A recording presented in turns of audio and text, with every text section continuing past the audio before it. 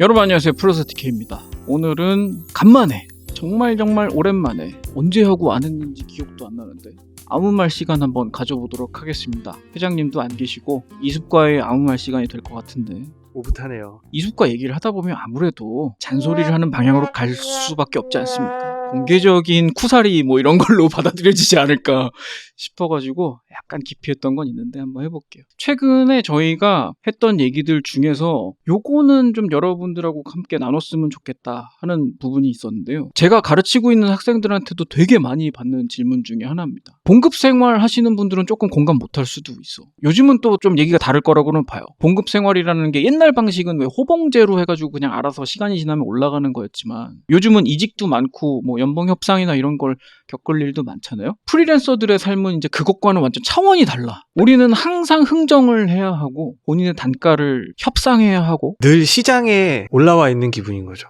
항상 시가가 매겨지는 듯한, 제가 가르치는 학생들은 대부분 이제 음악 시장에 나가야 되는 친구들이라서 데뷔를 하게 됐는데 곡비를 얼마 받아야 될까요? 라든가 무슨 작업을 맡았는데 작업비를 얼마 받아야 될까요? 이런 질문을 되게 많이 해요. 특히 곡비는 진짜 어려운 부분인 것 같아요. 곡비는 진짜 어려운 부분이 있습니다. 왜 그러냐면 곡이 일단 채택되는 것만도 되게 어려운 시장이야.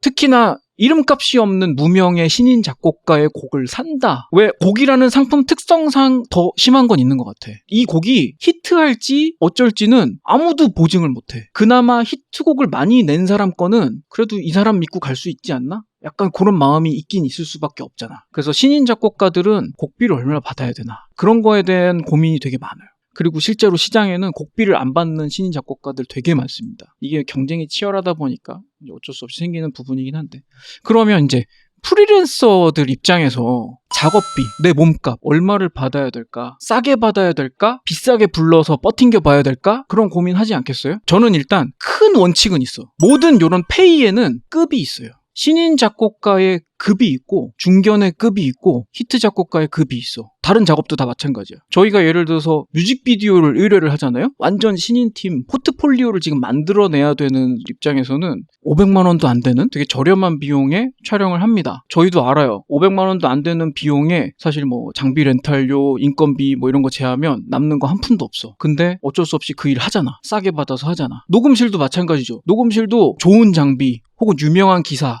없으면 되게 싸게 해주는 녹음실들 널리고 널렸습니다. 아, 물론 많죠. 근데 잘 생각해보면 예를 들어서 제가 가난한 뮤지션이야. 그래가지고 지금 그런 싼 녹음실에 가서 녹음을 했어. 근데 내가 좀 히트를 해가지고 형편이 좀 나아졌어. 이제 큰 돈을 쓸 수 있어. 그러면 그 싼 녹음실에 가가지고 큰 돈 주면서 할 거야? 아니잖아. 아니잖아. 우리 숱하게 겪고 오잖아요. 비싼 녹음실 갈 거잖아. 싸게 잘해주면 돈 벌어서 좋은 데가. 형편 힘드니까 내가 도와줄게 해서 도와주면 그 사람 그 다음에 와? 안 와. 잘 되면 좋은 데 가지.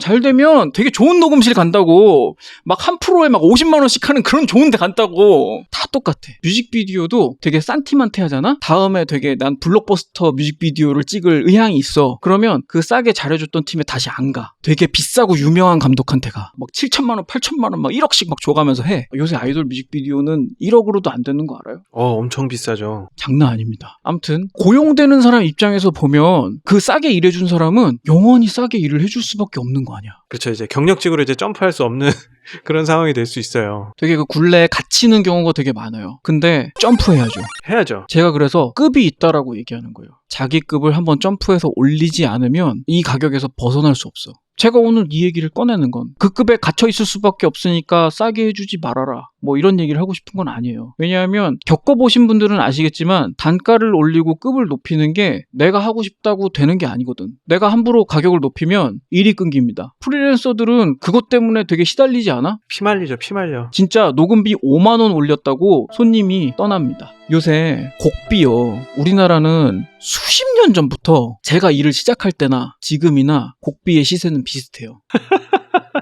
녹음비랑 믹스비도 그렇습니다. 이쪽 엔터 관련의 인건비들이 수십 년 동안 변하질 않았어. 물가 상승률로 따지면 많이 떨어진 거죠. 그치, 내려간 거죠. 내려갈 수밖에 없었던 상황도 있었어. 가요 같은 경우는 90년대가 황금기지 지금은 아무리 케이팝이 날고 긴다고 해도 좀 애매한 부분이 있어요. 잘 버는 사람은 물론 잘 벌 수 있어. 근데 시장은 그렇지 않아. 근데 요새 희한한 게 하나 더 생긴 거 알아요? 트랙비라는 게 생겼어. 그건 뭐예요? 나 처음 힙합 들어보네. 때문에 생긴 거야. 힙합 때문에. 힙합에는 트랙메이커라고 해가지고 비트메이커들. 비트비, 트랙비 뭐 이렇게 얘기하거든? 완성곡은 아니지만 핵심이 되는 테마를 만들어주는 거잖아. 돈 얼마일 것 같아? 지금 이름이 바뀌었을 뿐이지 옛날에도 그런 친구들 좀 있었잖아요. 그거 되게 단가 쌀 텐데. 대충 30만 원쯤 됩니다. 더 싼 애들도 있고 조금 더 비싼 애들도 있지만 트랙비는 되게 싸. 힙합하는 친구들 많이들 그렇게 한대. 저는 잘하고 있는 건지 모르겠어요. 저는 작곡에 대한 단가라던가 시장에 대해서는 정확하게까지는 잘 모른단 말이에요.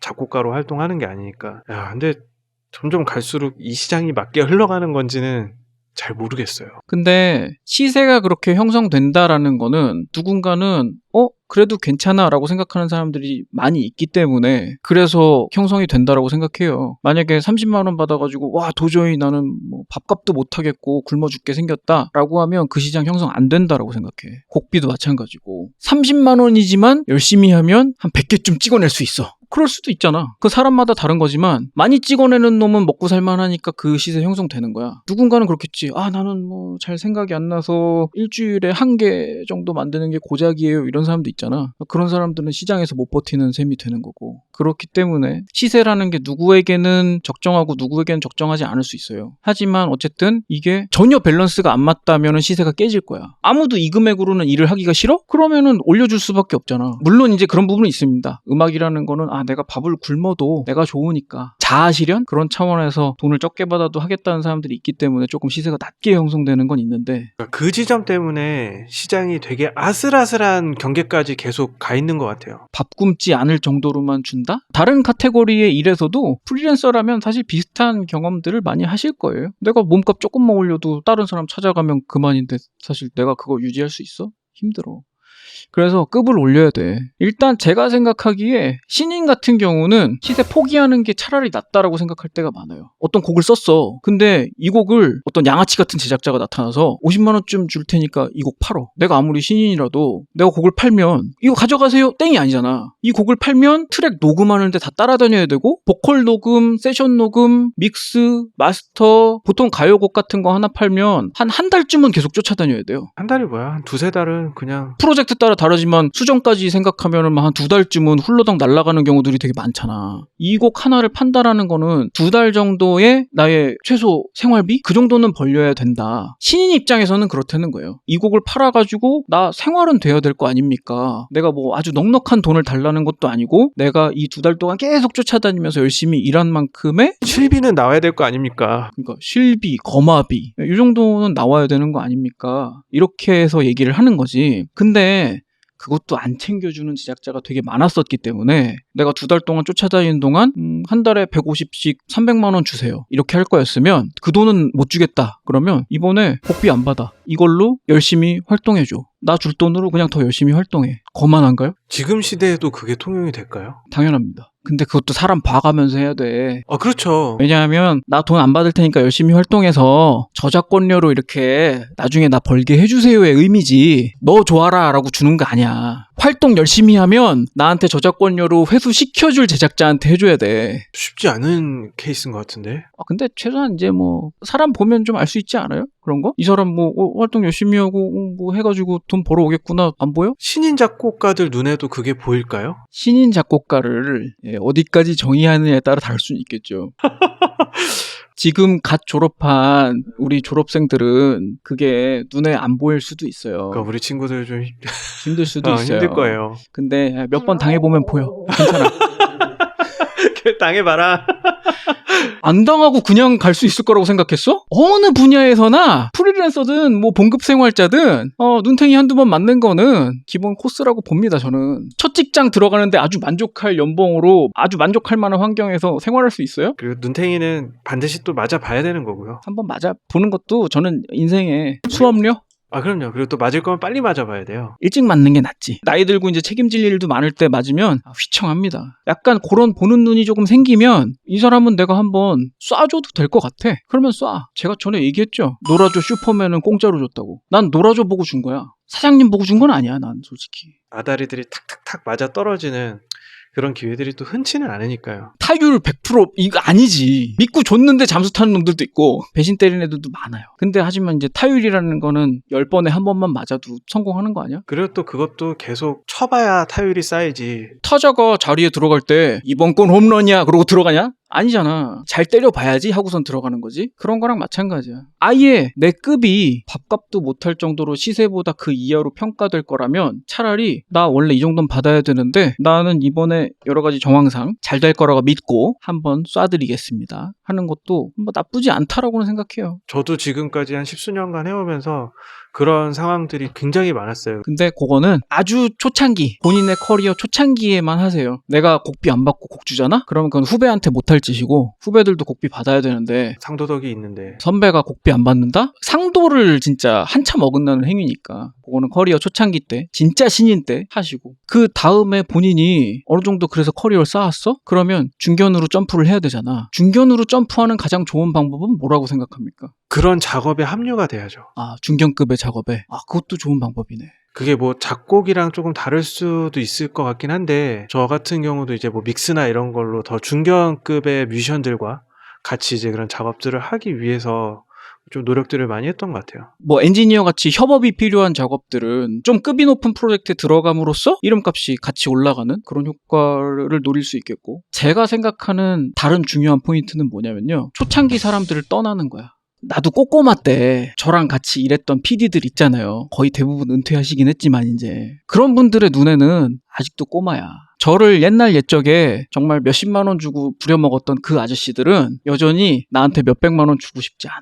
몇십만 원 주고 계속 쓰고 싶지. 나를 100만 원에 쓰던 사람이 있어? 형님 저 이제 1000만 원 주셔야 되는데요? 그러면 욕해. 아, 그렇죠. 야, 너 많이 컸다, 야. 너 많이 컸다? 근데 원래 나를 1000만 원 주고 쓰던 사람들은 이번 건 내가 한 800만 원만 받을게요. 그러면 감사합니다.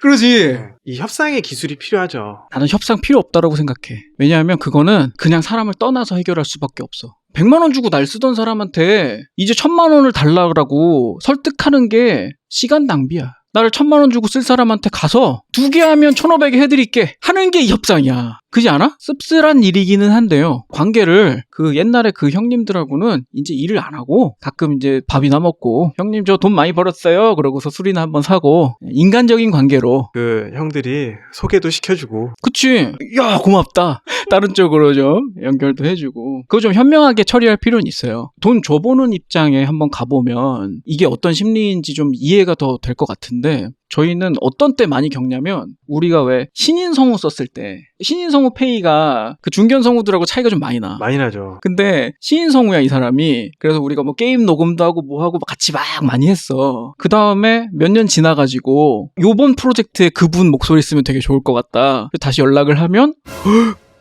갑자기 10배? 그러면 안 되는 줄 알면서도 프로젝트 예산이 빠듯하니 조금만 싸게 해주시면 안 될까요? 이런 말 하게 되잖아. 나도 그런 말 하고 싶지 않거든. 근데 돈은 내가 내는 거 아니니까.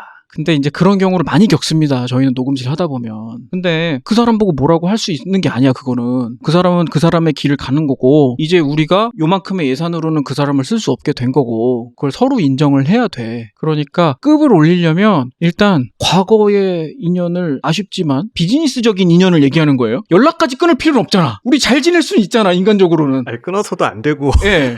비즈니스적인 거는 조금 그 바닥을 떠나서 다른 쪽으로 옮겨갈 필요가 있겠다. 그 생각을 강하게 해요. 중요한 관점인 것 같아요. 중요한 포인트입니다. 봉급 생활자도 똑같습니다. 이직을 해야 연봉이 오릅니다. 내가 연봉 협상 아무리 잘해도 연봉 점프 못해요. 같은 회사에 계속 있으면. 다른 데로 스카웃돼서 가야 점프를 하지. 비슷하다고 보면 돼요. 그런 관점에서. 사람 심리 다 똑같아. 그래서 그런 식으로 중견 점프를 한단 말이에요. 마음이 손 같네. 중견 점프. 그래서 이제 중견 생활을 하잖아요. 중견은 근데 그 급의 대우를 받는 그만한 또 이유가 있어요. 그럼요. 네. 특히 이제 연주자들이나 뭐 이런 사람들 중견을 기용할 때는 이 사람들은 아무리 못해도 빵꾸는 안 내. 기본빵이라는 게 있죠. 이 사람은 바닥 뚫고 지하실로는 안 가. 그런 믿음이 있으니까 보험 같은 의미로 돈을 더 주고 써요. 막 기라성 같은 신인이 이 중견보다 더 멋진 연주를 할 수도 있고 더 멋진 성과를 낼 수 있지만 상업적인 프로젝트는 기한이라는 게 있고 망하면 안 돼. 대박이 나면 잘했다 칭찬받지만 사고 쳐서 망하게 만드는 게 우리한테는 더 크리티컬해. 그럼요. 저도 후배들한테 프로랑 아마추어의 차이는 결정적으로 기복의 차이라고 얘기해요. 어떤 극한 상황에서도 네가 이 정도는 만들 수 있다가 네 실력이라고. 빵꾸 내면 안 돼. 기복이라는 게 위로는 괜찮아. 아래로 가면 안 돼. 그렇죠. 그런 거 믿고 중견한테 돈 좀 더 줘. 그런 생활을 하게 되는 중견 인구가 가장 많습니다. 근데 그렇게 지내다 보면 언젠가 운 좋게 히트를 하는 순간이 오잖아요. 어떤 일종의 경지에 이르는 순간이 오잖아요. 그건 얘기가 많이 달라져요. 갑자기 많이 달라져. 그거는 조금 큰 회사 입장에서 발주를 한다고 생각해 보시면 이해가 되거든요. 왜냐하면 저 같은 경우에 넥슨 미디어 팀장 같은 거 할 때 내가 쓸 수 있는 돈이 단위가 좀 다르잖아. 곡비 가지고 벌벌 떨고 이러지는 않잖아. 아, 그렇죠. 저는 주로 영상 만드는 일을 했었는데 영상 예산 같은 게 요번에 요 웹용 광고 같은 걸 만들 때 한 2천만 원 쓸 수 있어? 그러면 굳이 애써서 1,800만 원짜리 1,500만 원짜리 안 찾아. 2천만 원 줄 테니까 더 잘해달라고 그러지. 일을 정확하게 깔끔하게 마무리할 수 있는 데를 찾지. 아니면 더 잘할 수 있으면 내가 회사에 잘 얘기해서 2,200만 원, 2,300만 원 더 줄 수 있어. 대신에 그만큼 성과만 더 보여줘. 이렇게 얘기하지. 큰 단위의 프로젝트일수록 짜잘한 금액 아끼려고 하지 않습니다. 그럼요. 그 1, 200만 원 아껴서 어디다 써? 괜히 서로 기분만 상하고. 서로 기분만 상하지 진짜. 차라리 더 기분 좋게 내주고 더 갈구지. 산업 현장에서 뭔가 굴른다는 얘기는 내가 그런 큰 단위 일들을 언제고 들어왔을 때 빵꾸 내지 않도록 내가 내 자신을 갈고 닦는 일이라고 생각이 들어요. 그리고 그 정도 A급 프로덕션이 되면 빵꾸 내고 뭐 이런 걸 걱정하진 않아요. 일단 갈아 넣을 인력도 많고 한창 제가 이제 게임 일 많이 돌릴 때 제가 이제 같이 일하는 팀원들이 쭉 있잖아. 이 팀원들하고 동시에 투입되면 웬만한 무슨 MMORPG? 일주일이면 다 해. 일 들어왔다. 일주일만 밤새지 뭐. 이 인원 가지고 수십 곡씩 뽑아. 그러니까 뭐 마감 걱정 같은 거 해본 적이 없어. 그게 좀 많이 달라지는 거야. 그러니까 급이 바뀔 때 높은 급으로 가면 무슨 가격의 흥정이나 이런 부분들이 집중하는 포인트가 좀 달라진다고 할까? 더 뭐 싸게 만든다던가 이런 거에 집중하지 않아. 얼마만큼의 이익을 낼 건가가 중요하지. 아니야. 전혀 중요하지 않아. 얼마만큼 원가를 더 넣어서 이게 앞으로 우리의 어떤 커리어로 남을 것이냐가 제일 중요해. 이번 프로젝트 진행해가지고 내가 뭐 한 400만 원 남길 수 있냐, 500만 원 남길 수 있냐 이게 중요한 게 아니게 된다니까. 주식 같은 거 친숙하신 분들은 느끼실 텐데 내가 비싸다고 아무리 생각해도 그거보다 더 올라갈 수 있으면 상관없어. 테슬라 샀습니까?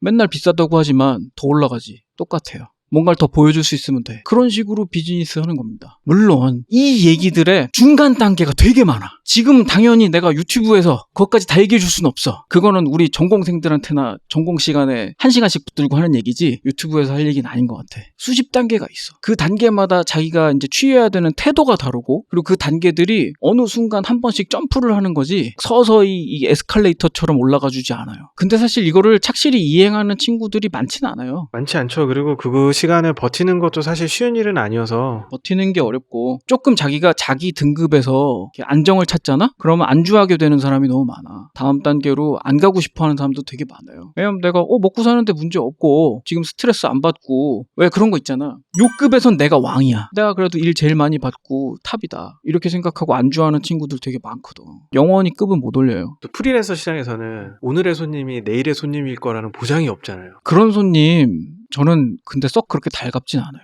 계속 와주는 손님 고맙긴 할 수 있는데 손님도 발전을 해야 나도 발전하지. 아, 그렇죠. 특히 엔지니어 그렇지 않습니까? 네가 작업을 해줬어. 근데 걔가 빵 떠서 너를 떠나더라도 잘 돼야 너의 네임밸류에 도움이 되지. 훨씬 많이 도움되죠. 그럼요. 날 떠나도 돼. 근데 날 거쳐서 잘 됐으면 나한테 플러스야. 그러니까 그렇게 계속 생각해야 뭔가 계속 앞으로 갈 수 있어요. 뭐가 있죠. 그래. 근데 이게 꼭 누구에게나 좋다라고 얘기하고 싶진 않아요. 가치관의 문제도 있죠. 그냥 나는 좋은 사람들과 멀리 안 떠나고 이 바운더리로 먹고 사는데 문제 없으면 계속 이렇게 평화롭게 지내고 싶어요. 그런 사람도 분명히 있잖아. 그래, 이 사람들이랑만 같이 해도 나는 즐거워, 좋아 이렇게 생각을 하는데 이제 결국 이 뮤지션들도 나이가 먹고 막 이러면 점점 이제 음반을 낼 일도 줄어들고 활동한 일도 점점 줄어들고 그러니까 바운더리가 의도치 않게 점점 좁아지는 거예요. 그러니까 이게 꼭 뭐 잘 돼서 성공해서 떠나는 사람도 있지만 뭐 잘 안 돼서 이제 멀어지는 사람도 있고 뭐 여러 가지 케이스가 있고 또 자연스럽게 나이를 먹다 보니 멀어질 수도 있고. 이 안정이라는 게 영원할 수 없다. 아, 쉽지 않아요. 그거는 이제 망고의 진리죠. 안정도 유지하려고 노력해야 유지가 되지 노력 없이는 그나마도 유지가 힘듭니다.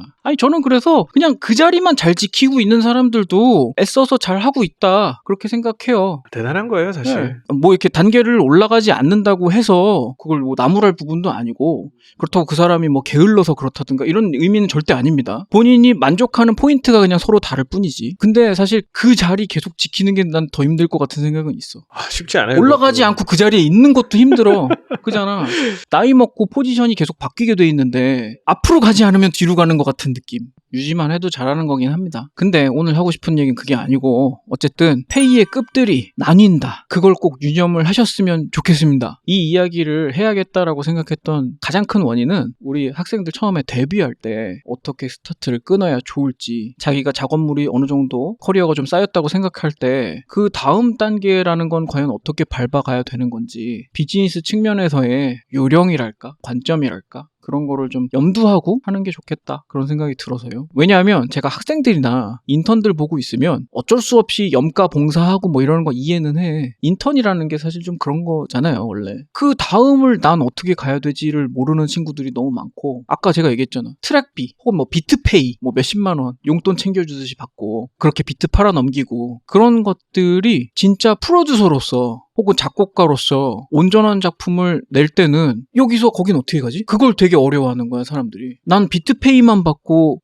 작업한 거 여기 있습니다 하고 파일 주고 이것만 해봤는데 그럼 내가 온전한 힙합 프로듀서가 됐어. 전체를 담당을 해야 돼. 그럼 난 어떻게 해야 되지? 그런 거에 대한 질문이 끝도 없이 들어요. 내가 지금 어느 정도 급의 어느 정도 포지션을 취해야 되느냐 이런 생각들을 냉정하게 알고 있어야 되지 않나? 솔직히 말하면 세상에 나왔는데 세상 사람들이 모두 우리 신인 왔니? 동생 잘 챙겨주고 이렇게 해주면 얼마나 좋겠습니까만은 대부분이 그렇지 않고요. 안 좋은 사람들이 생각보다 많고 세상에 뭐 정당한 대우를 해준다고 치더라도 알아서 챙겨주는 사람 별로 없더라고. 나는 어느 정도 페이를 받아야 될 급이고 그러면 이 급 안에서 나는 어떤 태도를 취해야 될지 그런 거에 대한 생각을 좀 해봤으면 좋겠더라고요. 생각이 많아지는 시간이네요. 사실 저희가 할 생각은 아니죠. 우린 벌써 뭐 그런 고민을 하고 있을 연차는 아니니까. 그 후배들한테 이런 얘기를 좀 해줘야 되는데 가끔 나는 어떻게 했었지라는 생각이 들어요. 어떻게 한 것 같아요? 걔처럼 했던 것 같은데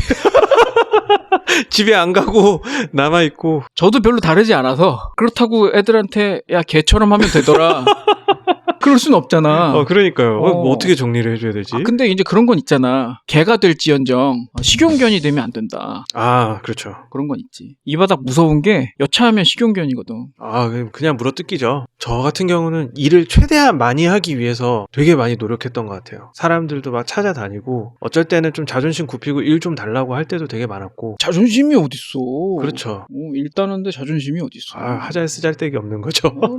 세상에 제일 쓸모없는 게 자존심입니다. 네. 일을 여러 가지 벌리고 여러 가지 경험을 만들고 그거를 좀 온전히 문제 없이 처리를 할 수 있도록 만드는데 되게 노력 많이 했던 것 같아요. 안 보는 데서 연습해요. 안 보는 데서 진짜 피나게 합니다. 앞에 나와서는 원래 잘했던 것처럼 이 정도는 껌이지 하면서 사실은 집에서 막 피나게 연습했어. 아, 그럼요. 그런 거야 원래. 그건 진짜 중요한 부분이에요. 원래 그런 거 아니야? 공부할 때도 집에서 열심히 해놓고 다들 나 공부 안 했어. 어제 너무 안 잤는데 했어. 어떡하지? 어떡하지? 다 똑같아. 평생이 수험생인 것 같아. 지금도 그래요. 여러분 저희가 유튜브 되게 아주 여유롭게 하고 있는 걸로 보이시죠? 물 밑에서 그냥 그렇게 평생 살아오니까 그냥 단련된 거지. 크게 어려운 일은 아니에요. 잠 좀 안 자면 어때? 뭐 물론 건강은 좀 챙기시고 잠을 안 잔 대신에 보양식을 좀 드시고. 보통 이런 거 얘기하는 채널은 힐링을 좀 해줘야 되는 거 아니야? 우리는 힐링하고는 정반대에 뭔가 자꾸 절망적인 현실. 개처럼 일해라. 쉴 거면 딴 데 가서 약간 자꾸 이런 쪽으로 가는 것 같아서 저 솔직히 그래서 아무 말 안 하려고 그러는 거예요. 많은 분들이 댓글에 아무 말 왜 요즘 안 하냐, 아무 말 좀 해달라 그 얘기 하시는데 입만 열면 이런 소리 하니까 안 하는 게 좋겠다. 우리 좀 힐링하고 좀 그런 게 좋지 않아요? 다른 채널에서 힐링들 하고 계시니까 여기라도 와서 이렇게 매맞아야 될 사람들도 있어야죠. 여태까지 되게 많은 사람을 만났지만 진짜 친하면 괜찮다 안 한다? 괜찮다 해주는 사람들은 안 친한 사람이야. 나도 안 친한 사람들한테는 괜찮아 잘하고 있어. 너 되게 잘한다 이렇게 말해주지. 진짜 친한 애들한테는 야 너 이게 뭐냐 이게 막 이렇게 얘기하지. 괜찮다는 건 그만큼의 마음의 거리가 있는 거예요. 그렇게 생각해 주셨으면 좋겠습니다. 저는 저희 구독자님들을 사랑하니까 그렇게 생각해 주셨으면 좋겠습니다. 특히 이제 저희 채널 특성상 음악 관련 요 계통에 일하시는 분들이 은근 많은 걸로 알고 있는데 젊은 뭐 작곡가, 작사가, 뭐 프로듀서 이런 지망생들 저희 얘기 너무 흘려듣지 않으셨으면 좋겠고 형들이 되게 고생한 다음에 하는 얘기니까 페이도 올릴 때가 되면 올려라. 페이를 올리는 요령에 대해서는 저희가 뭐 간단하게 이야기를 하긴 했지만 좀 더 응용해서 알아서들 잘 하셨으면 좋겠고 더 디테일한 내용은 사실 주변에 또 친한 어르신들이나 좀 좋은 선배들 만나서 얘기 듣는 게 좋겠고 저희가 모든 케이스에 다 적용되는 그런 만병통치약 같은 얘기는 없기 때문에 각자의 상황에 맞는 좀 디테일한 조언을 다들 들으셨으면 좋겠고요. 좀 냉정한 얘기해주는 사람 좀 가까이 해서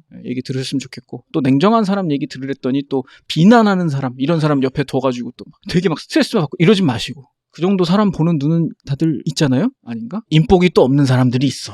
유난히 또 있어요. 네, 제가 내가 그래서 지금 형들이 별로 없잖아. 조빈 형님도 계시고. 그 형님은 요즘 연락이 없으시고요. 회사에서 연락이 오더라고요. 제가 이수하고 처참해하고 그 곡 쓰는 프로젝트 하고 있잖아요. 진행 좀 되고 있죠? 네네. 저는 이제 다른 곡을 쓰러 떠나야 할 것 같습니다, 여러분. 피골이 상접한 저의 모습을 또 보게 되실 거라고. 요즘 살 좀 빠지지 않았어요? 형 진짜 많이 빠졌어요. 진짜 많이 빠졌죠. 네. 저도 이제 매주 제가 편집을 하고 있으니까 네. 화면을 보면서 느껴요. 형 진짜 살 많이 빠졌다. 이제 여기서 다음 단계는 눈밑이 검어지면서 볼이 쏙 들어가는 보양식 많이 먹어야겠습니다. 이 정도면은 오늘 얘기는 괜찮지 않았나. 길이가 어느 정도 나올지 모르겠는데 편집본이 저 지금 입이 말라요. 저 이런 거 찍잖아요? 오늘 몸져 눕습니다. 나 말 많이 하는 게 제일 힘들어. 실제로 저를 만나신 분들이 그래서 말이 없다는 얘기를 많이 합니다. 아무튼 간만에 아무 말 여러분 또 원하시는 거 있으면 언제든지 댓글로 남겨주세요. 저희가 또 여러분 댓글 열심히 다 보고 있고 이수비 요새 신경 많이 쓰더라고. 특히 리뷰로그에 대한 의견 이수비 신경 많이 씁니다. 이수비 제작하고 있거든요. 안 보는 척 하지만 다 적어두고 있어요. 아이디도 적어놓고 있습니다. 캡처해두고 있어요. 네, 여러분 의견 많이 주세요. 오늘도 남은 밤 시간 편안하게 보내시고 내일은 월요일이니까 출근 잘 하세요. 여러분 안녕.